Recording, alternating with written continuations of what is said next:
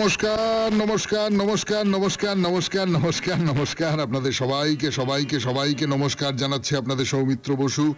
সবাইকে অজস্র শুভকামনা জানাচ্ছে, সবাইকে স্বাগত জানাচ্ছে আজকের এই শরণাগত অনুষ্ঠানে এবং সবাইকে শুভ সকাল জানাচ্ছে।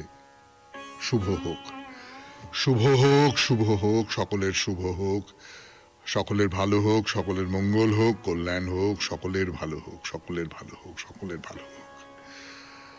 আজকে শ্রী শ্রী বিজয় কৃষ্ণ গোস্বামী, তার কথা বহুবার বলা হয়েছে, আমাদের এই কথামৃত প্রসঙ্গে বলতে গিয়ে বলা হয়েছে, অন্য সূত্রেও হয়তো কখনো বলা হয়েছে। সেই বিজয় কৃষ্ণ গোস্বামীর তিরোভাব তিথি আজকে।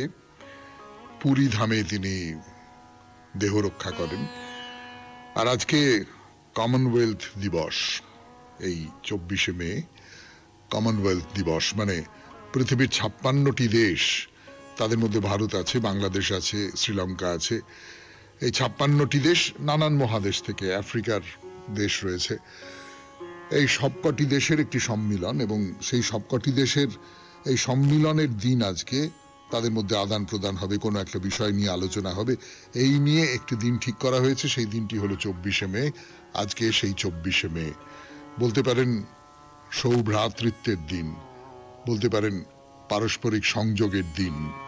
আমরা যারা কমনওয়েলথের মধ্যে রয়েছি তাদের মধ্যে পারস্পরিক সংযোগের দিন। এবারে বেনি মাধবশীলের পঞ্জিকা অনুযায়ী আজকের দিনটার কথা বলি। আজকে 9ই জ্যৈষ্ঠ 1432, ইংরেজির 24শে মে 2025, আজ শনিবার, দ্বাদশী, নক্ষত্র রেবতী। আজকে জন্মে মীন রাশি, বিপ্রবর্ণ, দেবগণ। দিনের বেলা 10টা বেজে 48 গতে মেষ রাশি, ক্ষত্রিয় বর্ণ, মতান্তরে বৈশ্য বর্ণ। আমাদের হোয়াটসঅ্যাপে চিঠি পাঠাবার নাম্বার 9831922927। চিঠির গোড়ায় অতি অবশ্যই SG লিখতে হবে। আর সামনের বৃহস্পতিবারের চিঠির বিষয় তো আপনাদের বলে দেওয়াই হয়েছে, যে আপনি আপনার চারপাশের যে মানুষজন, তাদের মধ্যে সত্যিকারের কোনো কর্মযোগীকে যদি দেখে থাকেন, তাহলে সেই কর্মযোগীর কথা লিখবেন 250 শব্দের মধ্যে ছোট করে। সেই চিঠি বৃহস্পতিবারের শরণাগত এবং তারপরেও পরের যে শরণাগত চিঠিপত্রের যে পর্বটি, সেই পর্বে পড়া হবে। এবারে তাহলে আজকের অনুষ্ঠান সম্পর্কে বলি। প্রথমে পুরাণ চিরন্তন। পুরাণ চিরন্তনের দীক্ষা নিয়ে কথা বলছিলাম আমরা, অনেক দিন ধরে বলছি, বেশ কিছুদিন হয়ে গেল দীক্ষা নিয়ে কথা বলছি। এবং দীক্ষার মধ্যে যে এত রকমের গভীর তাৎপর্য আছে, অর্থ আছে, এত রকমের সব স্তর আছে, সেটা আমরা তো অনেকেই জানতাম না। সেই দীক্ষা নিয়ে কথা আমরা এগিয়ে নিয়ে চলেছি, আজকেও তাই নিয়ে কথা বলবো। তারপর স্বামী বিবেকানন্দের রচনা থেকে পাঠ, কর্মজীবনে বেদান্ত, দ্বিতীয় পর্ব শুরু করেছি সবে, সেই দ্বিতীয় পর্বের খানিকটা অংশ পড়ে শোনাবো। তারপর ঠাকুর শ্রী রামকৃষ্ণ পরমহংসদেবের কথামৃত থেকে পড়ে শোনাবো স্বামী গোকুলানন্দের রচনা মানসিক চাপ জয় করার উপায় থেকে খানিকটা অংশ, আপনাদের চিঠিপত্র, এবং শেষে আজকে শনিবার, আজকে মহাপুরুষের কথা। আমরা চীনা দার্শনিক মহাপুরুষ কনফুসিয়াসের জীবন কথা বলছিলাম, প্রত্যেক শনিবার করে বলছি। আজ সেই কনফুসিয়াসের কথা। 92.7 বিগ FM শরণাগত অনুষ্ঠান শুনছেন। আমি আছি আপনাদের সঙ্গে, আপনাদের সৌমিত্র বসু। ফিরে আসছি গানের পর দীক্ষা নিয়ে কথা বলবার জন্য।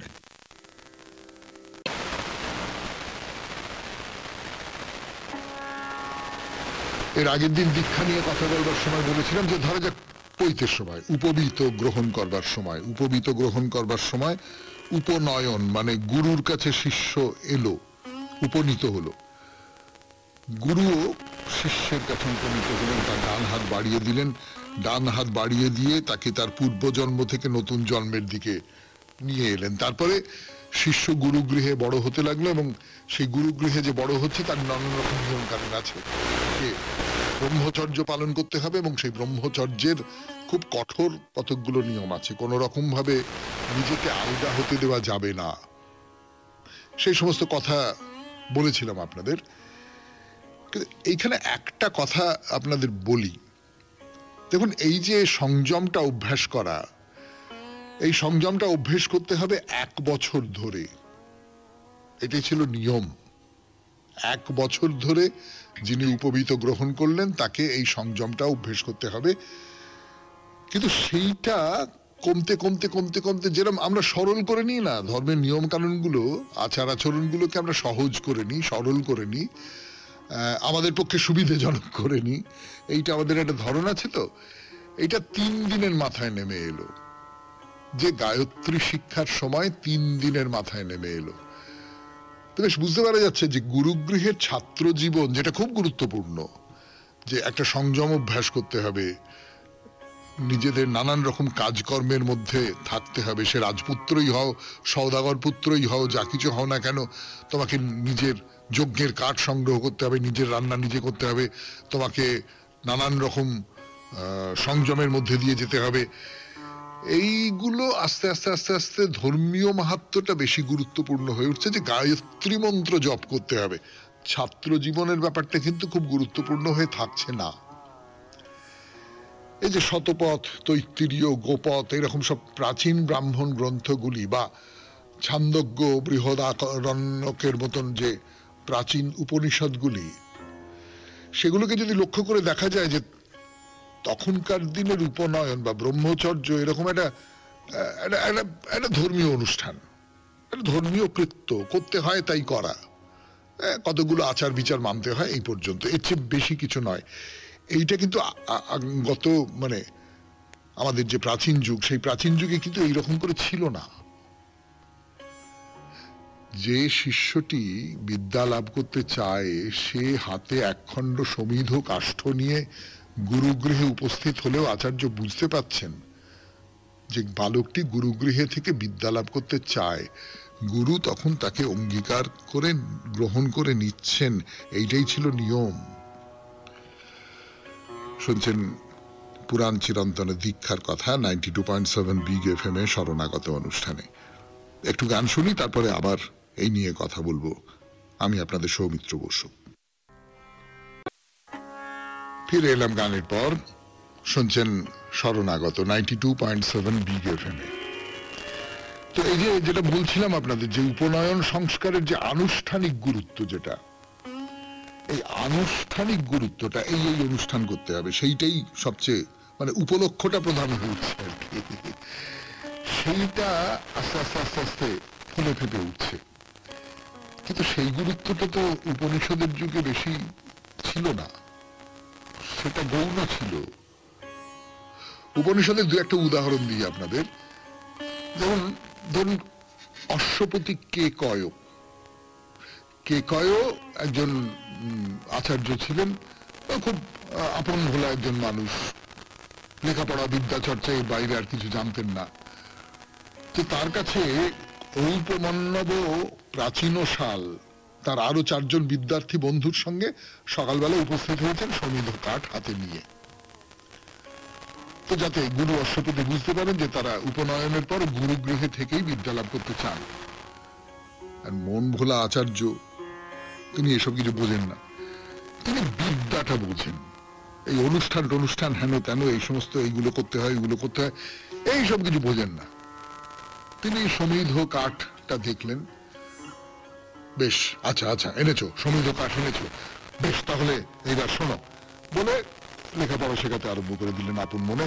উপনয়নের ধারও ধারলেন না, বিনা উপনয়নেই লেখাপড়া শেখানো শুরু হয়ে গেল, যেটা কিনা নিয়ম নয়।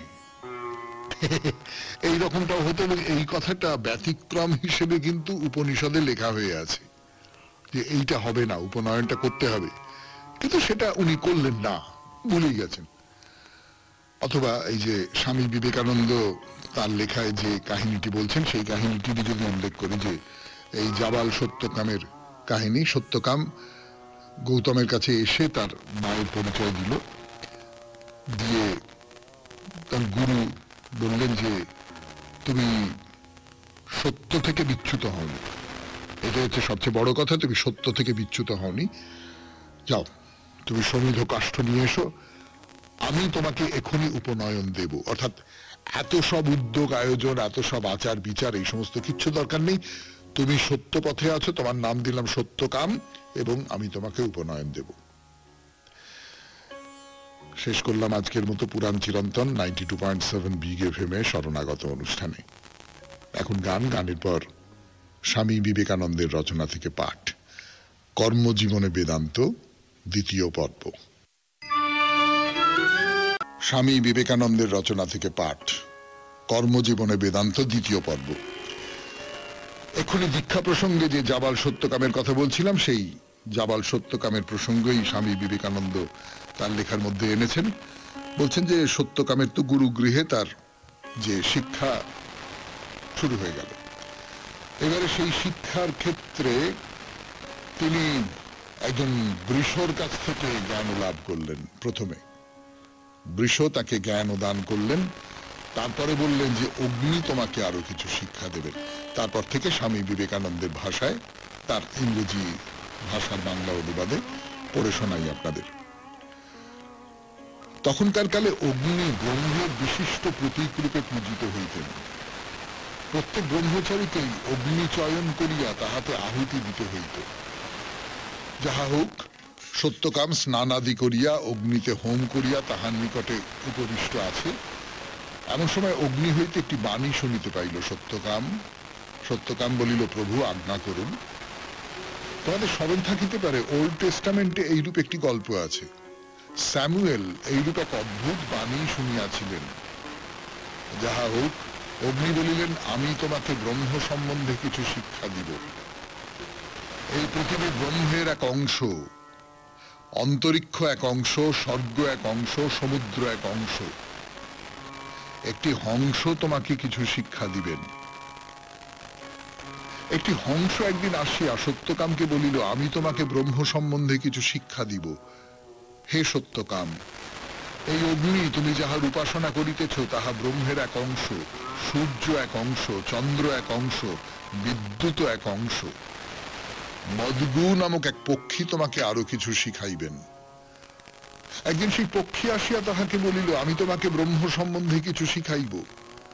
প্রাণ তাহার এক অংশ, চক্ষু এক অংশ, শ্রবণ এক অংশ এবং মন এক অংশ। তাহার পর বালক তাহার গুরুর নিকট উপনীত হইল। গুরু দূর হইতেই তাহাকে দেখিয়া বলিলেন, বৎস, তোমার মুখ যে ব্রহ্মবিদের মতো উদ্ভাসিত দেখিতেছি, কে তোমাকে শিক্ষা দিল? সত্যকাম বলিল, কোনো মানুষে নয়, কিন্তু আপনি অনুগ্রহ করিয়া আরো কিছু শিক্ষা দিন, কেননা আমি শুনিয়াছি আপনার ন্যায় গুরুর নিকট শিক্ষা লাভ করিলে বিদ্যা কল্যাণের কারণ হয়।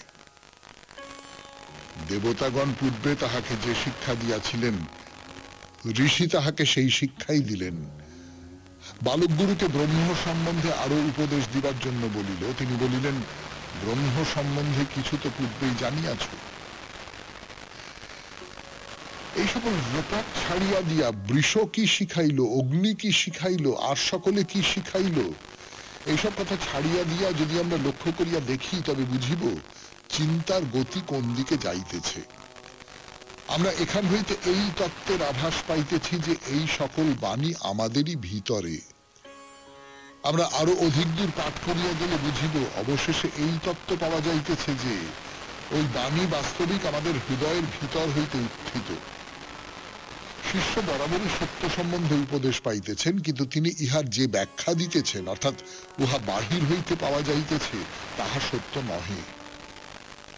আর এক তত্ত্ব পাওয়া যাইতেছে, কর্মজীবনেই ব্রহ্মোপলব্ধি বা ব্যবহারিক জীবনে ব্রহ্মজ্ঞানের প্রয়োগ। ধর্ম হইতে কার্যত কি সত্য পাওয়া যাইতে পারে, ইহাই সকলে সর্বদা অন্বেষণ করিতেছে। আর এইসব গল্প পাঠ করিয়া আমরা দেখিতে পাই একত্বের ধারণা কিভাবে দিন দিন ব্যবহারিক জীবনের অন্তর্গত হইয়া যাইতেছে। তাহাদিগকে যে সকল বস্তুর সংস্পর্শে সর্বদা আসিতে হইত, সেগুলির মধ্যেই তাহারা ব্রহ্ম উপলব্ধি করিতেছেন। যে অগ্নি তাহারা উপাসনা করিতেন তাহাই ব্রহ্ম, এই পৃথিবী সেই ব্রহ্মের একাংশ, ইত্যাদি। শুনলেন কর্মজীবনে বেদান্ত দ্বিতীয় পর্ব থেকে পাঠ, স্বামী বিবেকানন্দের রচনা। এরপরে গানের পর কথামৃত। আমি আছি আপনাদের সঙ্গে, আপনাদের সৌমিত্র বসু। স্বামী বিবেকানন্দের রচনা থেকে পাঠের পর এবার ঠাকুর শ্রী রামকৃষ্ণ পরমহংসদেবের কথামৃত থেকে পাঠ। আমি আছি আপনাদের সঙ্গে, আপনাদের সৌমিত্র বসু। কথামৃতে ঠাকুর তার শিষ্য শাবক যারা আছেন, তার ভক্ত যারা আছেন, তাদের সঙ্গে কথা বলছেন, তাদের সঙ্গে নানান বিষয়, দান ধ্যান বিষয়ে কথাবার্তা বলছেন। বলতে বলতে যেটা বলছেন, সুরেন্দ্র তাকে বলছেন যে আমি ভালো করে ধ্যান করতে পারি না, মাঝে মাঝে মা মা বলি, আর শোবার সময় মা মা বলতে বলতে ঘুমিয়ে পড়ি। তো ঠাকুর বলছেন ওতেই হবে, ওতেই হবে, ওতেই হবে। স্মরণ মনন তো আছে, তুমি তো তাকে মনে করছো, মনের মধ্যে তো তুমি তাকে রেখে দিয়েছো। তুমি এই যে ঘুমিয়ে পড়ি, মা মা বলে ডাকতে ডাকতে ঘুমিয়ে পড়ি, এইখানে আমি আপনাদের একটা কথা বলি। আমাদের ছোটবেলায় মাস্টারমশাইরা শিখিয়েছিলেন যে রাত্রিবেলা ঘুমোবার আগে একটা জিনিস পড়ে নি, কিছুতেই মুখস্থ হচ্ছে না, কিছুতেই তৈরি হচ্ছে না, কিছুতেই বুঝতে পারছিস না, ঘুমোবার আগে একবার পড়ে নিলি, তবে ঘুমিয়ে পড়। সকালবেলা উঠে দেখবি একদম তরতাজা হয়ে পড়াটা তৈরি হয়ে গেছে। তার মানে ওটা মনের মধ্যে কাজ করে যাচ্ছে। আমি যখন ঘুমিয়ে পড়েছি, আমার অবচেতন মনে ওই যে জটটা আমি কিছুতেই ছাড়াতে পারছিলাম না সচেতন মন দিয়ে, উদ্বেগের কারণে, টেনশনের কারণে, সেইটা আস্তে আস্তে ছাড়িয়ে ওইটা আমার মনে, এটা আমি বহুবার দেখেছি জীবনে, ও ঠিক জটটা ছাড়িয়ে যায় রাত্রির বেলা। খুব চমৎকার ব্যাপারটা। তো যাই হোক, যেটা বলছিলাম যে ঘুমের মধ্যেও তাহলে মা কোথাও থেকে যান, এবং সেই মা মা মা মা ডাকটা, মা মা মা মা যে নামটা, সেইটা কোথাও থেকে যায়। তো ঠাকুর কি বলছেন? মনোযোগ এবং কর্মযোগ নিয়ে ঠাকুর কথা বলছেন এই কথামৃতে। বলছেন পূজা, তীর্থ, জীবসেবা ইত্যাদি গুরুর উপদেশে কর্ম করার নাম হচ্ছে কর্মযোগ। তাহলে কর্মযোগ কি? পূজা করা, তীর্থ করা, জীবসেবা করা, এই তিনটে হচ্ছে গুরুর উপদেশে এই কর্ম করার নাম হচ্ছে কর্মযোগ। আমি পুজো করছি, সেটাও কর্ম আমার। আমি তীর্থস্থানে যাচ্ছি, তাতে করে আমার উদ্দীপন হচ্ছে, তাতে করে আমি আরো তার কাছাকাছি চলে আসতে পারছি মনে মনে, মনে মনেই তো পুরো ব্যাপারটা। এবং আমি জীবের সেবা করছি। জনকাদি যা কর্ম করতেন তার নামও কর্মযোগ। আর যোগীরা যে স্মরণ মনন করেন তার নাম মনোযোগ। সুরেন্দ্র বলছেন যে আমি মায়ের নাম করি, আমি ধ্যান করতে পারছি না, কিন্তু মায়ের নাম করি, আর রাত্রিবেলা ঘুমোবার আগে মায়ের নাম করতে করতে ঘুমিয়ে পড়ি। এইটা হচ্ছে মনোযোগ। তুমি মনকে যুক্ত করতে পারছো কিনা, যোগ শব্দটা খুব গুরুত্বপূর্ণ। দেখুন, মনকে তুমি যুক্ত করতে পারছো কিনা। তো ঠাকুর বলছেন, আবার ভাবি কালীঘরে গিয়ে, মা মনও তো তুমি, তাই শুদ্ধ মন, শুদ্ধ বুদ্ধি, শুদ্ধ আত্মা, ওসব একই জিনিস। তুমি তো সব দিয়েছো, মনটাও তুমিই দিয়েছো। তা আমি যদি মনোযোগ করি, সেটা তো তুমি আসলে মনোযোগটা করিয়ে দিলে। শুনছেন কথামৃত থেকে পাঠ, 92.7 বিগ FM এ শরণাগত অনুষ্ঠানে। একটু গান শুনবো, গানের পর আবার ফিরে আসবো কথামৃতে। সন্ধে হয়ে আসছে, অনেকক্ষণ ধরে কথাবার্তা হয়েছে, ভক্তেরা অনেকেই ঠাকুরকে প্রণাম করে বাড়িতে ফিরে যাচ্ছেন। ঠাকুর পশ্চিম দিকের বারান্দায় গেছেন, ভবনাথ আর মাস্টার সঙ্গে আছেন। তো শ্রীরামকৃষ্ণ ভবনাথকে খুব ভালোবাসতেন, বলে তুই এত দেরিতে দেরিতে আসিস কেন? তা ভবনাথ বলছে যে আগে 15 দিন অন্তর দেখা করি, সেদিন আপনি নিজে রাস্তায় দেখা দিলেন, তাই আর আসিনি। তো শ্রীরামকৃষ্ণ বলছেন যে সে কি রে, শুধু দর্শনে কি হয়, স্পর্শন আলাপ এসবও চাই। এইটা খুব গুরুত্বপূর্ণ কথা, যে শুধু দর্শনে হয় না। আপনি একটা মন্দিরে গেলেন, গিয়ে আর মূর্তি দর্শন করলেন, হ্যাঁ, তাতে করে আপনার মনের মধ্যে একটা কিছুর উদ্বোধন ঘটলো, আপনার মনের মধ্যে একটা উদ্দীপন ঘটলো, ঠিক আছে। কিন্তু কেবলমাত্র দর্শনে আর কতটা ফল হবে?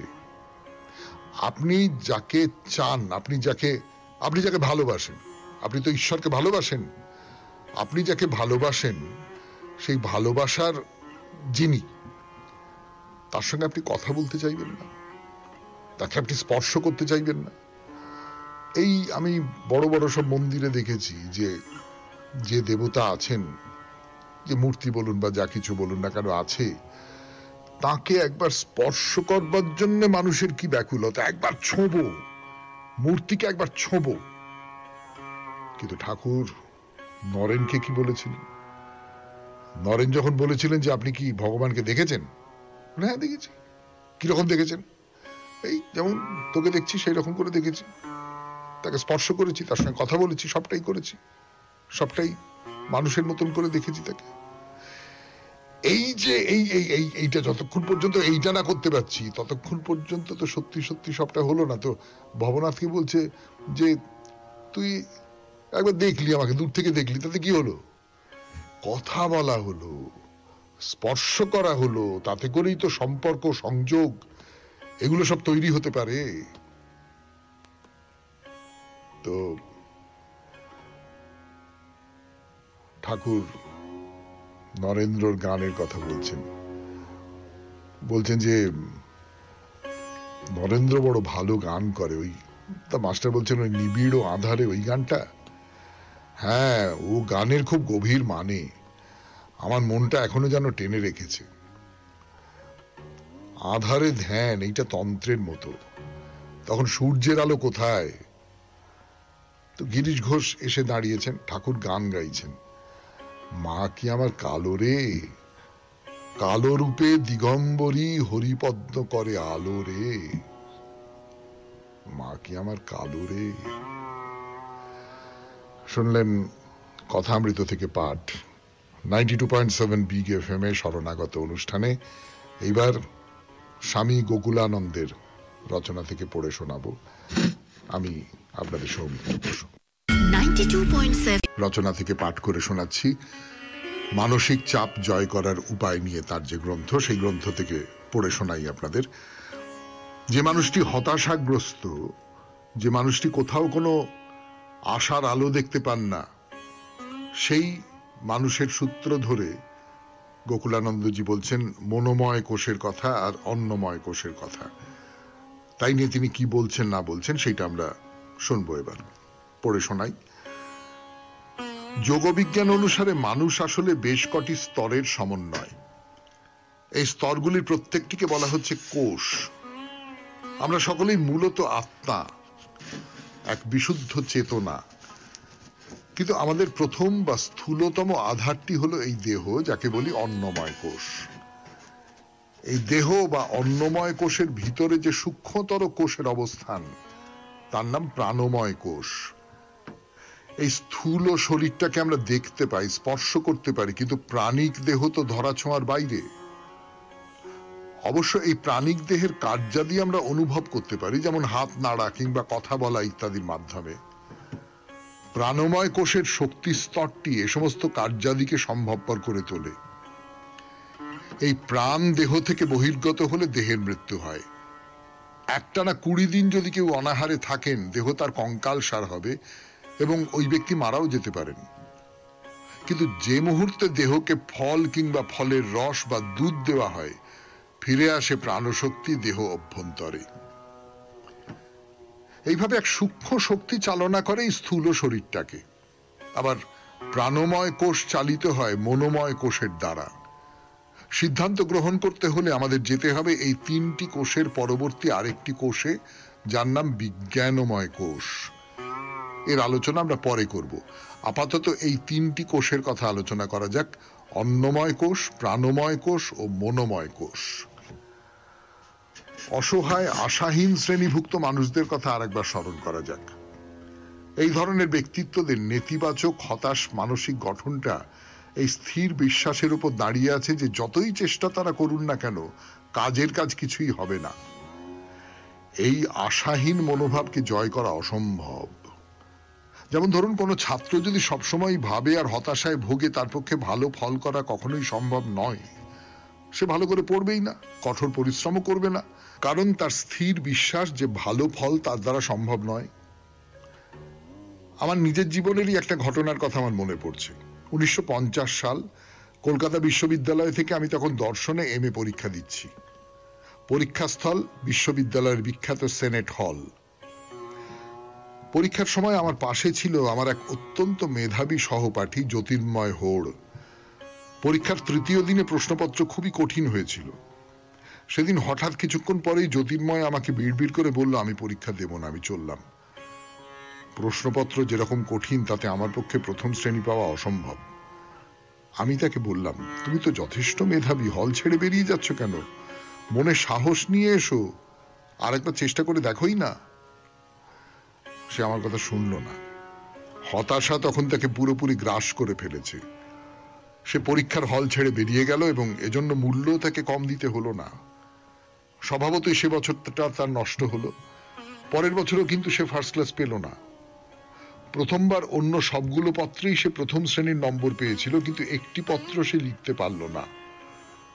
যদি সে আর একটু ধৈর্য আর অধ্যবসায় দেখাতে পারত, তার ফল কিন্তু নিশ্চিতভাবেই খুব ভালো হতো। কিন্তু এই অসহায় আশাহীন মনোভাব তার সর্বনাশ ডেকে নিয়ে এলো। শুনলেন স্বামী গোকুলানন্দের রচনা থেকে পাঠ 92.7 বিগ এফএম এ শরণাগত অনুষ্ঠানে। এবারে আপনাদের চিঠিপত্র, ফিরে আসছি গানের পর। এবারে চিঠিপত্র। চিঠিতে কবিতা লিখেছেন সায়নী নাগ, মদারাট, বাদামতলা, বারুইপুর থেকে। কবিতার নাম নাগরদোলা। ভূমিতে ভীত শক্ত করে দাঁড়াও যখন তুমি, তোমার শ্রীমুখ দেখতে আকাশ পানে তাকাই আমি।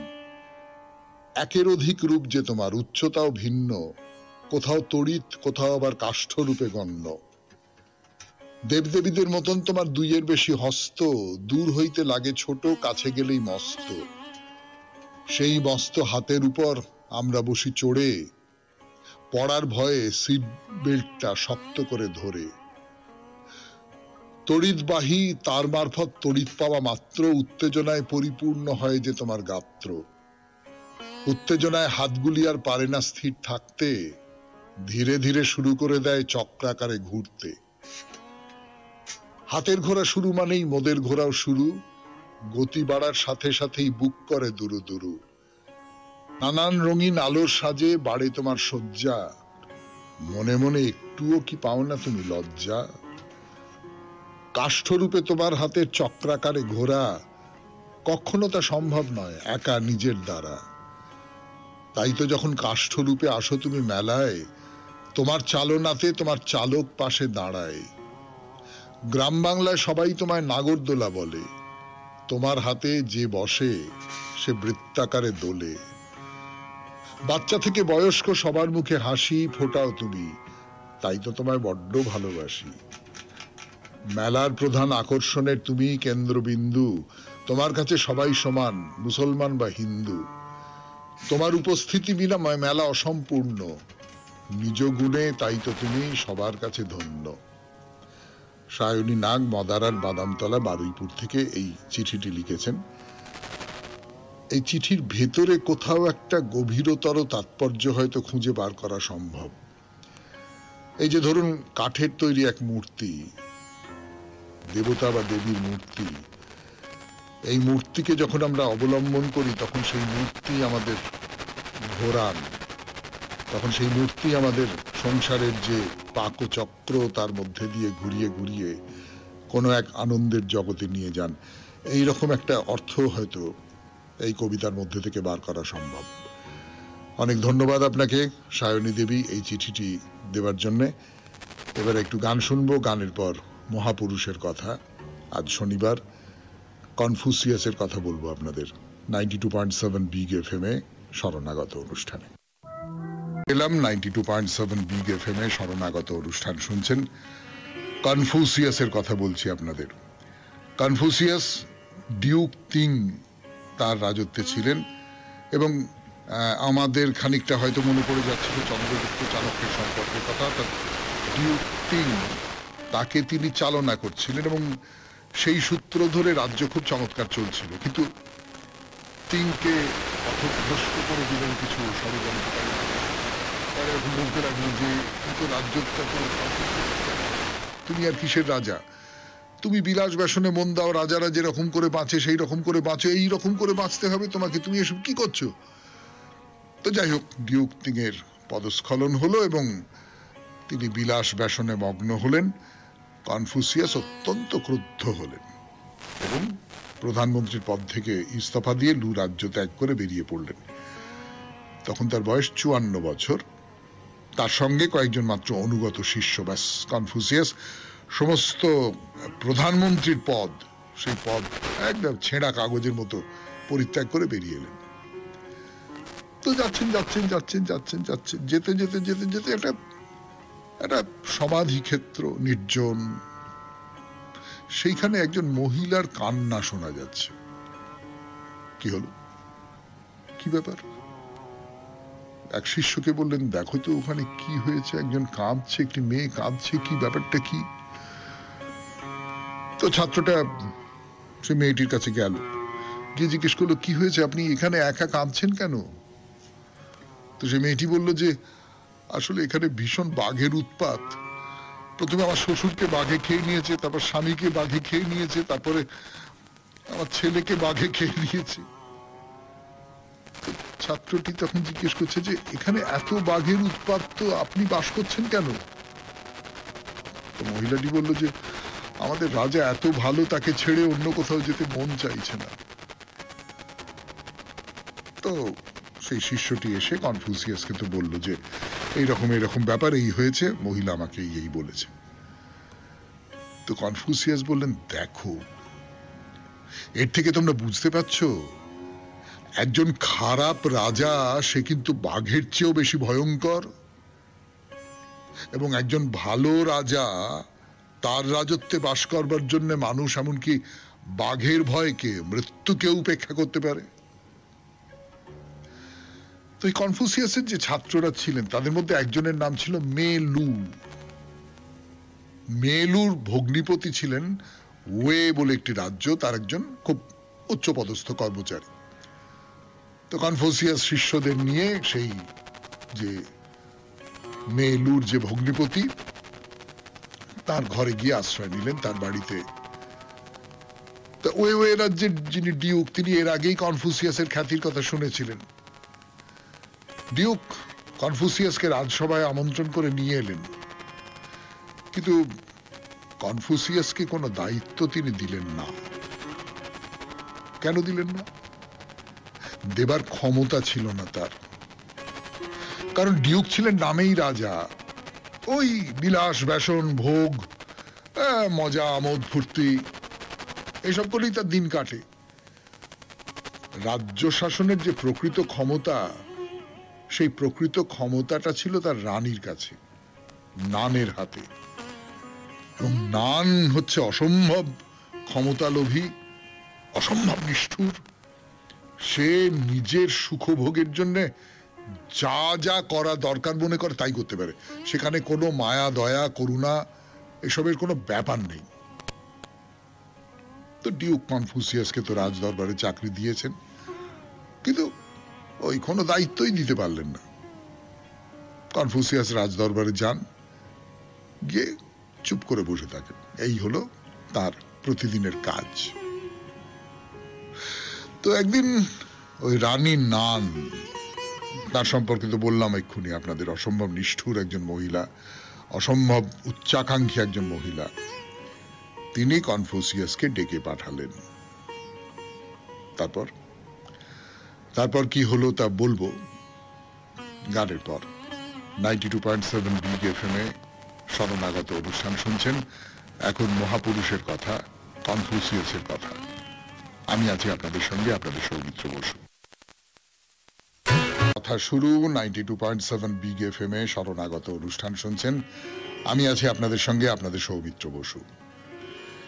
তো রানীর নাম তো কনফুসিয়াসকে ডেকে পাঠিয়েছেন। কনফুসিয়াস এর আগে কখনো রানীর সঙ্গে দেখা করেননি এবং রানীর সম্পর্কে তিনি সমস্তটাই জানেন। তা খুব চিন্তায় পড়ে গেলেন, রানী কোন মতলবে ডেকে পাঠাচ্ছে, কি ব্যবহার করবে, কিছু বুঝতে পারছেন না। তো সারা রাত ধরে তিনি ঈশ্বরের কাছে প্রার্থনা করলেন।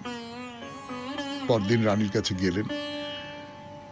রানী একটা স্বচ্ছ পর্দা, তার আড়ালে দাঁড়িয়ে আছেন। কনফুসিয়াস রানীকে অভিবাদন করে দাঁড়াতেই রানী বললেন যে আসুন আসুন আসুন আসুন, দয়া করে বসুন। খুব খুব খুব ভদ্র ব্যবহার করলেন। খুবই ভদ্র ব্যবহার, খুবই সম্মান দিয়ে তার সঙ্গে কথা বললেন।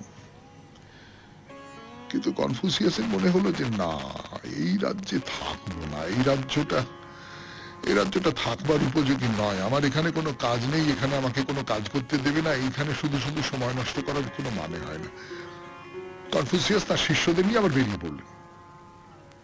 মানে সুখে থাকা তার পোষালো না আর কি। তো নতুন কোন রাজ্যে যান, সেখানকার রাজা তাকে অভ্যর্থনা করে প্রাসাদে নিয়ে যান, নানান বিষয়ে জিজ্ঞেস করেন, কনফুসিয়াসের উপদেশ মতামত শোনেন, কিন্তু সেই সমস্ত উপদেশ কেউই তার শাসন ব্যবস্থায় প্রয়োগ করতেন না। এইটা একটা খুব গুরুত্বপূর্ণ ব্যাপার বেরিয়ে আসে এর থেকে। লক্ষ্য করে দেখুন, তো প্রচুর পণ্ডিত মানুষ আছেন, তো যারা প্রশাসক তারা ওরকম পণ্ডিত নন, তারা প্রশাসক, তারা প্রশাসন বোঝেন, কিন্তু কিসে দেশের ভালো হবে, অর্থনীতির দিক থেকে কিসে ভালো হবে, কৃষির দিক থেকে কিসে ভালো হবে, আমি অমুকের দিক থেকে, এইগুলো নিয়ে তারা তো ওরকম করে জানেন না। এইবারে যেটা হতে পারে একটা সত্যিকারের ভালো দেশে, ভালো রাষ্ট্রে, সেটা হচ্ছে এরা পরামর্শ দিলেন, অনেকে মিলে পরামর্শ দিলেন, তাদের মধ্যে তর্ক বিতর্ক হলো, আলোচনা হলো, যে পরামর্শগুলো দেওয়া হলো প্রশাসক সেইগুলোকে পালন করলেন। কিন্তু সাধারণভাবে সেটা হয় না, তখনও হতো না, আজকেও হয় না। তার ফলে কনফুসিয়াস বুঝতে পারছেন যে আমি উপদেশ দিতে পারি, আমি আমার যে অভিজ্ঞতা, আমার যে জ্ঞান, তাই দিয়ে আমি নানান রকম সব পরামর্শ দিতে পারি, কিন্তু এই উপদেশকে গ্রহণ করবার মতো মানুষ কোথাও নেই। তা বলি কি আমি শিক্ষাদান থেকে বিরত থাকব, আমি শিক্ষাদান করব না? তা তো হতে পারে না। ফলে কনফুসিয়াস পড়ান, তার ছাত্র সংখ্যা বাড়তে থাকে, তিনি যখন যেখানে যান তার সঙ্গে সঙ্গে তার ছাত্ররাও সেখানে যায়।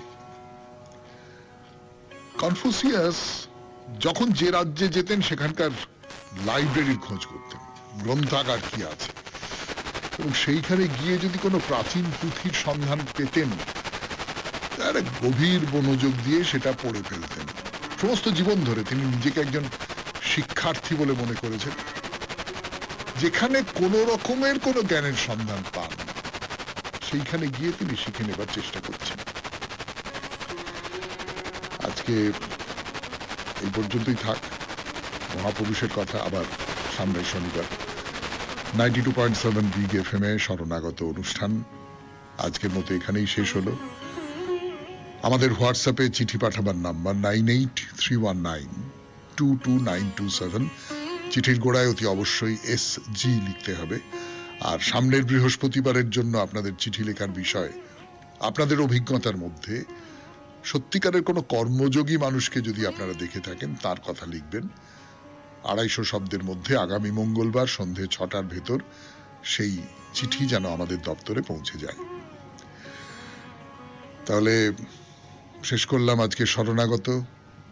সবাই খুব ভালো থাকবেন, আনন্দে থাকবেন।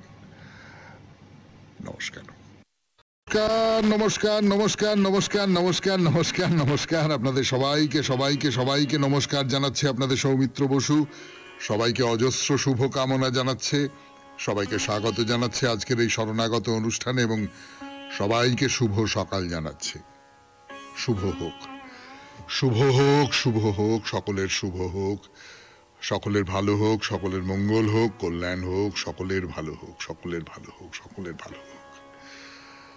আজকে শ্রী শ্রী বিজয় কৃষ্ণ গোস্বামী, তার কথা বহুবার বলা হয়েছে, আমাদের এই কথামৃত প্রসঙ্গে বলতে গিয়ে বলা হয়েছে, অন্য সূত্রেও হয়তো কখনো বলা হয়েছে। সেই বিজয় কৃষ্ণ গোস্বামীর তিরোভাব তিথি আজকে।